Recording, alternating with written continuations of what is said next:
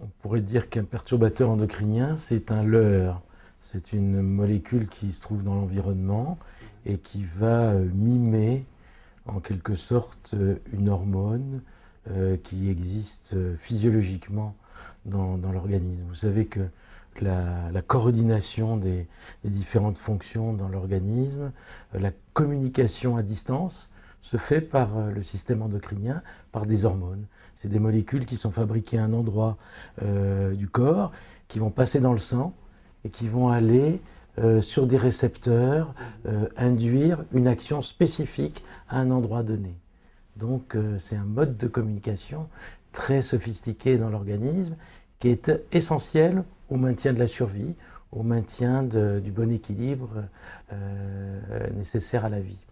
Et donc les perturbateurs endocriniens sont des molécules, quelle que soit leur origine, qu'on peut trouver dans l'environnement et qui vont, à un moment ou un autre, être pris par nos cellules comme une hormone, alors qu'elles ne le sont pas, et alors qu'elles arrivent là de façon tout à fait inopinée et non prévisible. Il s'avère aujourd'hui qu'il y a un certain nombre de cancers qui sont en augmentation, et en augmentation progressive à travers le monde, et qu'on a très longtemps pensé que les cancers c'était génétique, c'était lié à des mutations.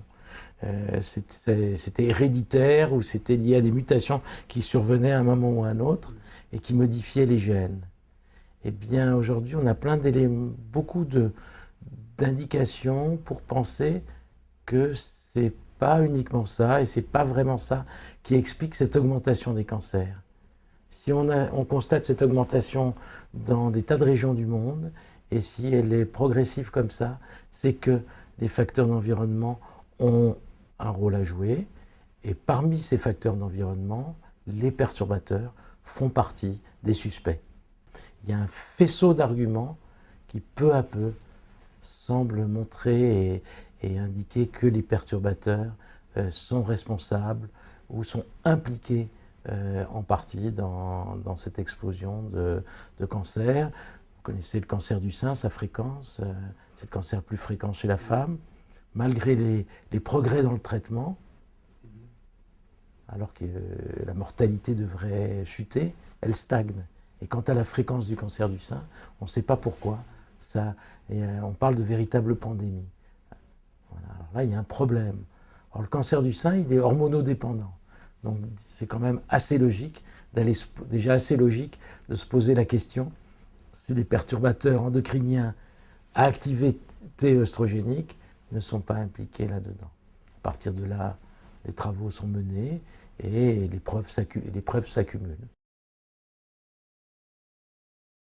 Il est clair qu'à partir du moment où les preuves s'accumulent, il faut bien comprendre que ça va être continu. Vous n'aurez jamais un moment où vous allez démontrer à 100% que telle molécule ou que les perturbateurs sont responsables dans le cancer du sein ou de la prostate.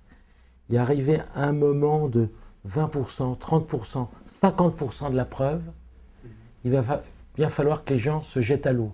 C'est-à-dire, ça va être du domaine de l'intime conviction. Vous accumulez les preuves, à un moment donné, il faut agir. À un moment donné, il faut alerter. Donc c'est un peu notre rôle, médecin, scientifique, d'alerter les politiques, et à un moment, il va falloir qu'ils fassent quelque chose, et qu'ils prennent des mesures. Et je crois qu'effectivement, quelque part, on est arrivé un petit peu à ce moment-là pour les perturbateurs. Ceci étant dit, c'est une histoire très compliquée, parce que des substances, il y en a beaucoup.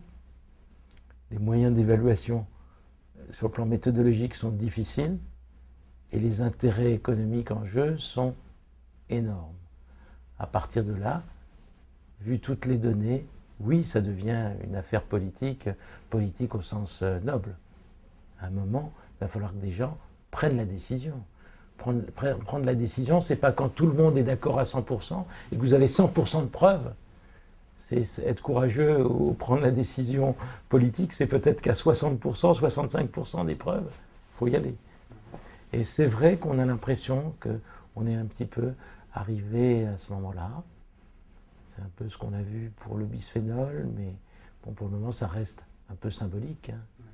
Parce que si on regarde d'un point de vue pratique, pour le moment, on est tous soumis au bisphénol et on risque de l'être encore pour des années, voire pour des générations. Alors je crois qu'il faut mesurer. C'est toujours pareil, on peut voir les choses de façon relativement optimiste parce que ça a changé depuis quelques années. D'un autre côté, c'est un problème complexe et qu'on n'a pas fini d'être englué dedans, on va dire.